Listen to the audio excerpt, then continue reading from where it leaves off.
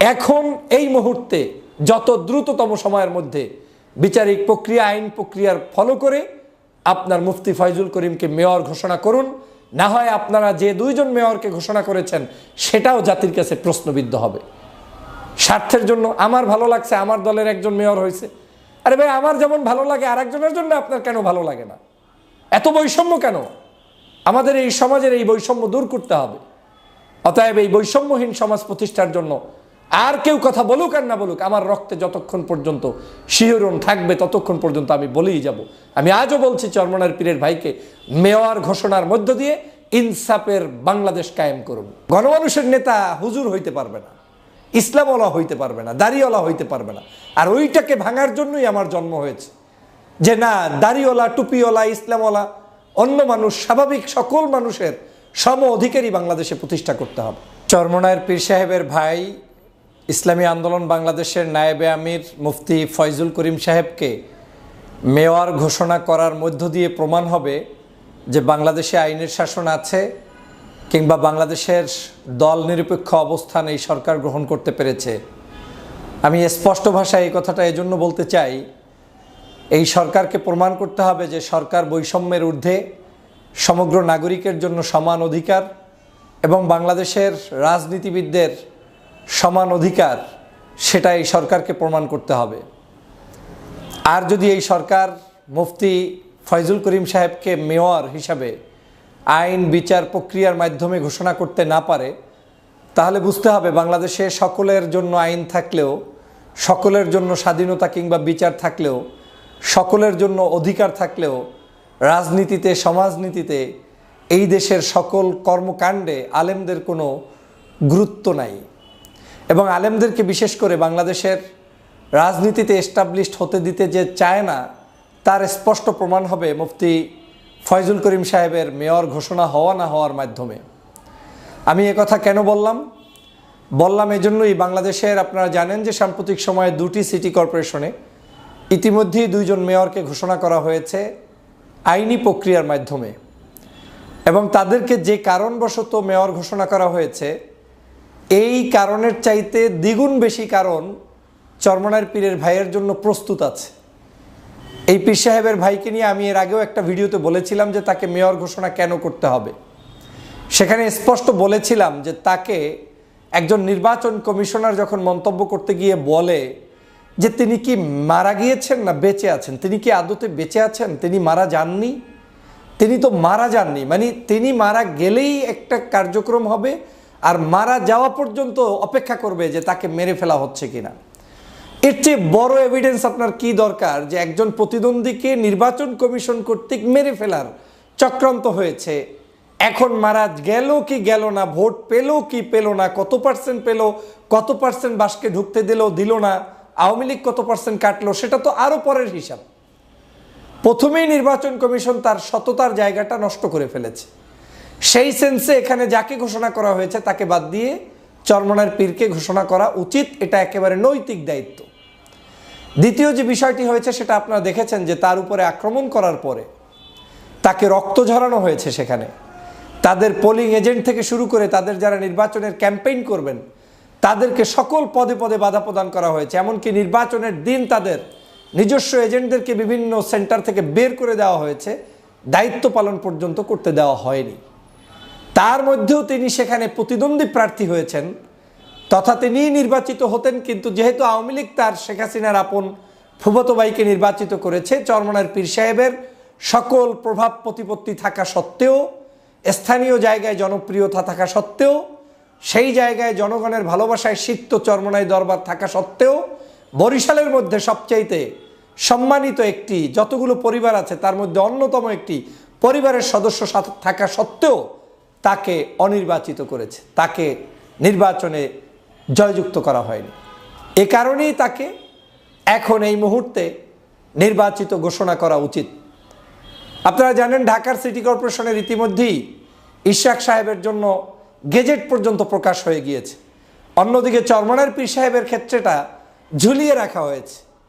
মনে হয় যেন আলেম ছলাম মানে কালাম হইলেই, ইসলামিক কিছু হইলেই, দাড়ি টুপি থাকলেই তার কোনো অধিকার নাই, তাকে যে কোনো মূল্যে ঝুলিয়ে রাখো, মূলা ঝুলিয়ে রাখা হয়েছে। কেন রে ভাই, এত মূলা ঝুলানোর তো কিছু নাই। এই বাংলাদেশের জুলাই বিপ্লব যাদের কারণে হয়েছে তার মধ্যে অন্যতম হচ্ছে ইসলামী আন্দোলন বাংলাদেশের চরমনার পীর সাহেবদের ভূমিকা। অনেক আলোচনা থাকতে পারে, সমালোচনা থাকতে পারে, রাজনীতিতে কাকে নিয়ে সমালোচনা নাই? এমন কোন সুফি সাধক দলটা আছে বাংলাদেশে যাকে নিয়ে আলোচনা সমালোচনা হয় না? তো চরমনের পীর সাহেবের দলকে নিয়ে আপনাদের এত চিল্লাপাল্লা, তার দল এই করছে সেই করছে, ভালো কথা। 24-এর যে জুলাই বিপ্লবটা সাধিত করার জন্য যারা মাঠে নেমে ব্যানার টানিয়ে মিছিল করে সম্মুখ যুদ্ধে অংশগ্রহণ করেছে তাদের প্রতি কৃতজ্ঞতাবোধটা কি এই যে তাকে আজকের আইনের কাঠগড়ায় দাঁড়িয়ে থাকতে হবে, তাকে আজকের ওয়েট করতে হবে? আজকে উচিত ছিল, এই কারণেই সমাজে ভালো মানুষের জন্ম হয় না, বুঝতে পেরেছেন? আজকে উচিত ছিল চরমনের পীরকে পুরস্কৃত করা, এ জাতির পক্ষ থেকে তাকে মূল্যায়ন করা, কিন্তু সেই মূল্যায়ন তো করলেন না। উল্টো তার নৈতিক প্রাপ্তি সেটাকে আপনারা দিচ্ছেন না। আপনারা কি মনে করেন যে ওনার ওই মেয়রগিরি হলেই ওনার সম্মান বেড়ে যাবে? না, কিন্তু এটা তার দায়িত্ব, এটা তিনি কেন ছেড়ে দিবেন? তাদের সম্মানের চেয়ে 1000 গুণ বেশি আছে, লক্ষ গুণ বেশি আছে। তাদের প্রতি মানুষের ভালোবাসা আছে, তাদের নিজস্ব মুরিদ আছে, তাদের নিজস্ব ফলোয়ার আছে। তাদের জীবনে 10 পয়সা আপনার এই সরকারি ফান্ড থেকে খাওয়ার জন্য কেউ বসে থাকে নাই। এবং আমি যতটুকু বিশ্বাস করি, চরমনের পীরের ভাইকে যদি আজকের এই ফয়জুল করিম সাহেবকে মেয়র করা হয়, বরিশালের ইতিহাসে যে কয়জন মেয়র ছিলেন তার চাইতে উনি দুর্নীতি মুক্তভাবে একটি সুন্দর সমাজ সেখানে প্রতিষ্ঠা করতে অবশ্যই ভূমিকা পালন করবেন। আমি তাকে সরাসরি চিনি, যেমনি যোগ্য, দক্ষ, আবার সেখানে গণমানুষের নেতা হিসেবে। এখন সমস্যা একটাই, গণমানুষের নেতা হুজুর হইতে পারবে না, ইসলামওয়ালা হইতে পারবে না, দাড়িওয়ালা হইতে পারবে না। আর ওইটাকে ভাঙার জন্যই আমার জন্ম হয়েছে, যে না, দাড়িওয়ালা, টুপিওয়ালা, ইসলামওয়ালা, অন্য মানুষ, স্বাভাবিক সকল মানুষের সম অধিকারই বাংলাদেশে প্রতিষ্ঠা করতে হবে। আমি সে কথা বলতেছিলাম যে পীর সাহেবরা জুলাই বিপ্লবেও অবদান রেখেছে। বাংলাদেশের সব দলের নির্যাতনের ইতিহাস শুনেছি, কম বেশি আছে। এদেশের জামায়াত ইসলামী বাংলাদেশের মতো গত 16 বছর কেউ নির্যাতনের শিকার হয়নি। তাদেরকে মেরে ফেলা হয়েছে, 13 জন সদস্যকে আপনার কি বলে ফাঁসির কাস্টে ঝুলিয়ে দেওয়া হয়েছে। আমি প্রতিবাদ করেছি। দেশনেত্রী বেগম খালেদা জিয়াকে অন্যায়ভাবে জেলের মধ্যে বন্দী করা হয়েছে, চিকিৎসা দেওয়া হয় না, আমি প্রতিবাদ করেছি। তো একজন সকল রাজনৈতিক দলের ক্ষেত্রে আমরা কেন সমতার ভিত্তিতে এই জুলুম নির্যাতনকারী যে সকল দল আমি নাম বললাম তাদের ক্ষেত্রে আমরা কেন সমতা রক্ষা করব না? আমাদের এই দলগুলোর মানুষদের প্রতি, দেশনেত্রী বেগম খালেদা জিয়ার প্রতি, তারপরে জামাতের যাদের নির্যাতিত মানুষ তাদের প্রতি, তারপর ইসলামী আন্দোলনের যারা নির্যাতিত মানুষ তাদের প্রতি আমাদের সমদৃষ্টি দেয়া উচিত এবং বাংলাদেশের রাজনীতিতে তাদেরকে প্যাট্রোনাইজ করা উচিত। আমি কাউকে মাইনাস করে বাংলাদেশের উন্নয়ন কিংবা সমৃদ্ধকে বিশ্বাস করি না। আমি মনে করি এই আগামীর বাংলাদেশ গঠন করতে হলে বিএনপি, জামাত, হেফাজত, চরমনাই এই দলগুলোকে, বিশেষ করে ইসলামী দল যারা আছেন তাদের ঐক্যের কোনো বিকল্প নাই। কারণ সব মুনাফেকে ভরপুর হয়ে যাচ্ছে দিন দিন, কিন্তু একমাত্র ইসলামপন্থী মানুষরাই কারো কাছে বিক্রি হয়নি এখন পর্যন্ত। মনে হচ্ছে ঐক্যের পথে তারা যাচ্ছে, যে প্রক্রিয়াই তারা করুক না কেন, হতে পারে একেবারে জাতীয় ঐক্য, হতে পারে ইসলামিক দলগুলোর মধ্যে ভোট কেন্দ্রিক ঐক্য, যে ঐক্যই তারা করুক না কেন, এই সবাইকে আমার দেশের জন্য প্রয়োজন, বিএনপিকেও আমার দেশের জন্য প্রয়োজন। আমি সে কারণে বলছি, ন্যায্যতা যেন সবাই পায়, অন্যায্য আচরণ যেন শুধুমাত্র আলেমের উপরে, ইসলামের উপরে করা না হয়, এ ব্যাপারে দেশ এবং জাতিকে সজাগ থাকতে হবে। আমি সরকারকে স্পষ্টভাবে আজকের আমার এই লাইভের ভিডিওর মাধ্যমে ঘোষণা দিতে চাই, যদি আপনার ন্যায্যতা এবং আপনার কি বলে এটাকে যে নিরপেক্ষতা প্রমাণ করতে চান, তাহলে আপনি আজ, এখন, এই মুহূর্তে যত দ্রুততম সময়ের মধ্যে বিচারিক প্রক্রিয়া, আইন প্রক্রিয়ার ফলো করে আপনার মুফতি ফয়জুল করিমকে মেয়র ঘোষণা করুন। না হয় আপনারা যে 2 জন মেয়রকে ঘোষণা করেছেন সেটাও জাতির কাছে প্রশ্নবিদ্ধ হবে।